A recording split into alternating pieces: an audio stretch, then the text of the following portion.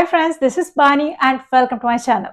বন্ধুরা, আজকে আমি তোমাদের জন্য কিছু ইম্পর্টেন্ট ফ্রেজ নিয়ে এসেছি, যে ফ্রেজগুলোর ব্যবহার আমরা প্রায় করে থাকি। এই ফ্রেজগুলোকে বাদ দিয়ে আমরা প্রায় একটা কনভারসেশনকে স্মুথলি চালাতেই পারি না।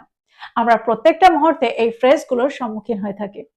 তো আজকে প্রত্যেকটা ফ্রেজকে খুব মন দিয়ে বোঝার চেষ্টা করো। আমি প্রত্যেকটা ফ্রেজের সাথে এক্সাম্পল দিয়ে তোমাদেরকে বুঝিয়ে দেওয়ার চেষ্টা করব সেন্টেন্স এগুলোর সঠিক ব্যবহার। তো আজকের ভিডিওটাও কিন্তু খুব ইম্পর্টেন্ট, খুবই ফ্রুটফুল হতে চলেছে। তোমরা কোথাও যাবে না, আমার সাথে ভিডিওটা একদম শেষ পর্যন্ত থাকবে। যা চ্যানেলে নতুন প্রথম আমার ভিডিও দেখছো তারা প্লিজ চ্যানেলটাকে সাবস্ক্রাইব করে নিও, তাহলে যখনই আমি ভিডিও আপলোড করবো তোমরা নোটিফিকেশন পেয়ে যাবে। তো আর দেরি না করে চলো শুরু করা যাক আজকের ভিডিও। বাংলায় আমরা প্রায় বলে থাকি সত্যিটা অস্বীকার করার কোনো উপায় নেই। এই সমস্যাটা থেকে পালিয়ে বাঁচার কোনো উপায় নেই। তো কোনো উপায় নেই এরকম অর্থে আমরা সেন্টেন্সে কোন স্ট্রাকচার ব্যবহার করতে পারি? এখানে আমরা ব্যবহার করতে পারি there is no plus verb plus ING ing. Sentence দেখো, সেন্টেন্স আমরা এই ফ্রেজটাকে কি করে ব্যবহার করছি। যদি আমি বলি সত্যিটা অস্বীকার করার কোনো উপায় নেই, there is no denying the truth. There is no denying the truth. যদি আমি বলি এই সমস্যাটা থেকে পালানোর কোনো উপায় নেই, there is no escaping from this problem. There is no escaping from this problem. আমরা প্রায় বলে থাকি পরিস্থিতিটা নিয়ন্ত্রণ করার কোনো উপায় নেই। দ্যাট মিনস এই পরিস্থিতিটাকে কন্ট্রোল করার কোনো উপায় নেই। There is no controlling the situation. There is no controlling the situation. যদি আমি বলি আজ তাকে এড়িয়ে যাওয়ার কোনো উপায় নেই, there is no avoiding her today, বা there is no avoiding him today. তো তোমরা বুঝতে পারলে সেন্টেন্সে আমরা এই ফ্রেজটাকে কি করে ব্যবহার করছি, স্ট্রাকচারটাকে কি করে ব্যবহার করছি। এবার আমরা দেখবো এর পরেরটা। আমার মনে হয় এই স্ট্রাকচারটাকে তোমাদের বেশ ইউজফুল মনে হয়েছে। আমরা প্রায় সেন্টেন্সে এটার ব্যবহার হতে দেখি, তোমরাও এটা দিয়ে সেন্টেন্স তৈরি করে ফেলো। এবার আমরা দেখবো এর পরেরটা। আমরা বাংলায় প্রায় বলে থাকি টিভি দেখে সময় নষ্ট করো না, ফোন স্ক্রল করে সময় নষ্ট করো না, মিথ্যে বলে সময় নষ্ট করো না, অজুহাত বানিয়ে সময় নষ্ট করো না। এরকম অর্থে আমরা সেন্টেন্সে কোন স্ট্রাকচার ব্যবহার করতে পারি? এখানে আমরা ব্যবহার করব don't waste time plus verb plus ING ing. Sentence দেখো তোমরা আরো ভালো করে বুঝতে পারবে। যদি আমি বলি টিভি দেখে সময় নষ্ট করো না, সেন্টেন্সটা কি হবে? Don't waste time watching TV. Don't waste time plus verb plus ING ing. তো watching, watch plus ING ing plus TV, television. তো তোমরা বুঝতে পারছো কত সহজে আমরা সেন্টেন্সটাকে তৈরি করতে পারি। Don't waste time watching TV. একটা এক্সাম্পল দেখো, যদি আমি বলি অজুহাত বানিয়ে সময় নষ্ট করো না, don't waste time making excuses. Don't waste time making excuses. এবার যদি আমরা সময় নষ্ট করার বদলে কাটানোর অর্থ করি, তাহলে সেন্টেন্সটা কি হবে? যদি আমি বলি আমি আমার সন্ধ্যাটা বই পড়ে কাটিয়েছিলাম, তাহলে সেন্টেন্সটা কি হবে? I spent my evening reading books. I spent my evening reading books. একটা এক্সাম্পল দেখো, যদি আমি বলি সে সোশ্যাল মিডিয়া স্ক্রল করে অনেক সময় কাটায়, সেন্টেন্সটা কি হবে? She spends a lot of time scrolling social media. She spends a lot of time scrolling social media. Say social media scroll করে অনেক সময় নষ্ট করে। She wastes a lot of time scrolling social media.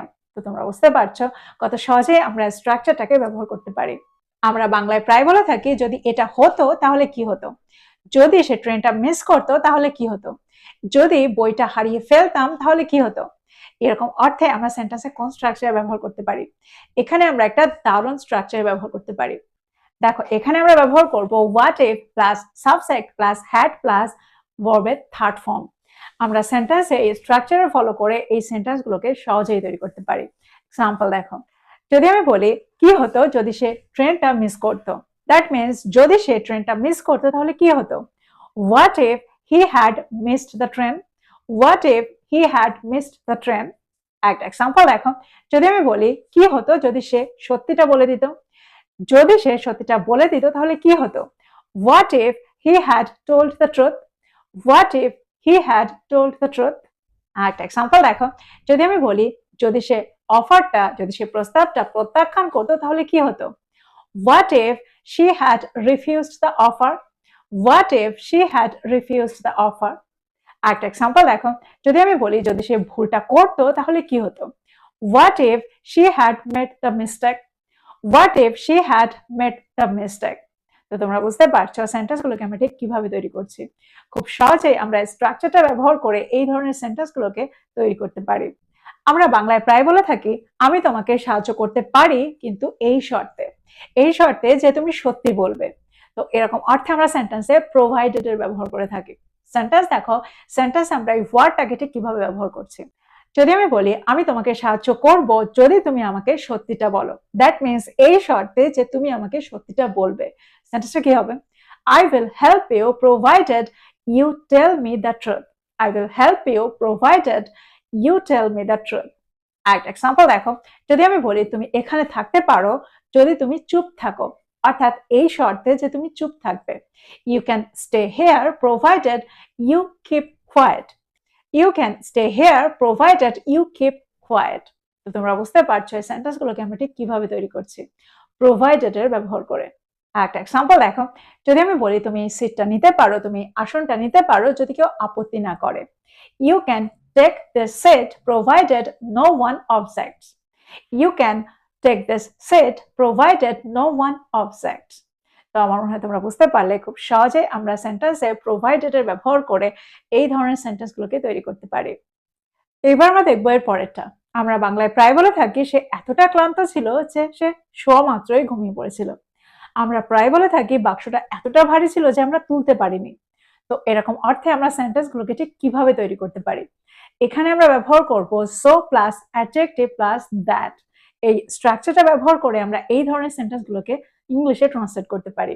Example দেখো, যদি আমি বলি বাক্সটা এতটা ভারী ছিল যে আমি তুলতে পারিনি। The box was so heavy that I couldn't lift it. The box was so heavy that I couldn't lift it. একটা এক্সাম্পল দেখো, যদি আমি বলি সে এত দ্রুত কথা বলেছিল যে আমি বুঝতেই পারিনি। He spoke so fast that I couldn't understand him. He spoke so fast that I couldn't understand him. সে এতটা দয়ালু যে সবাই তাকে পছন্দ করে। She is so kind that everyone likes her. She is so kind that everyone likes her. তোমরা বুঝতে পারছো সেন্টেন্সে আমরা স্ট্রাকচারটাকে ঠিক কিভাবে ব্যবহার করছি। আমরা বাংলায় প্রায় বলে থাকি এই বাক্সটা তোলার মতো সে যথেষ্ট শক্তিশালী, এই পরিস্থিতিটা বোঝার মতো সে যথেষ্ট বুদ্ধিমান। তো এখানে আমরা এই ধরনের সেন্টেন্সগুলোতে আমরা কোন স্ট্রাকচার ব্যবহার করব? এখানে আমরা ব্যবহার করব এনাফ প্লাস টু প্লাস ভার্বের ফার্স্ট ফর্ম। এক্সাম্পল দেখো, যদি আমি বলি বাক্সটা তোলার মতো সে যথেষ্ট শক্তিশালী। He is strong enough to lift the box. He is strong enough to lift the box. যদি আমি বলি আমি সত্যের মুখোমুখি হওয়ার মতো যথেষ্ট শক্তিশালী, সেন্টেন্সটা কি হবে? I'm brave enough to face the truth. I am brave enough to face the truth. যদি আমি বলি সেই সমস্যাটা সমাধান করার মতো যথেষ্ট বুদ্ধিমান, সেন্টেন্সটা কি হবে? She is smart enough to solve this problem. She is smart enough to solve this problem. তো এক্সাম্পলগুলোর মধ্যে দিয়ে আমার মনে হয় তোমরা বুঝতে পারছো এই সেন্টেন্সগুলোকে আমরা ঠিক কিভাবে ট্রান্সলেট করছি। এবার আমরা দেখবো একটু অন্য ধরনের সেন্টেন্স। আমরা বাংলায় প্রায় বলে থাকি সে আমাকে বাইরে 1 ঘন্টা অপেক্ষা করে রেখেছিল।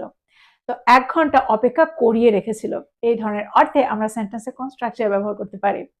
যদি আমি বলি সে আমাকে 1 ঘন্টা অপেক্ষা করিয়ে রেখেছিল। She kept me waiting for an hour. She kept me waiting for an hour. তোমরা বুঝতে পারছো এই স্ট্রাকচারে আমরা সেন্টেন্সগুলোকে তৈরি করব। যদি আমি বলি শিক্ষক ছাত্রদের কাজ করতে লাগিয়ে রেখেছিল। The teacher kept the students working. The teacher kept the students working.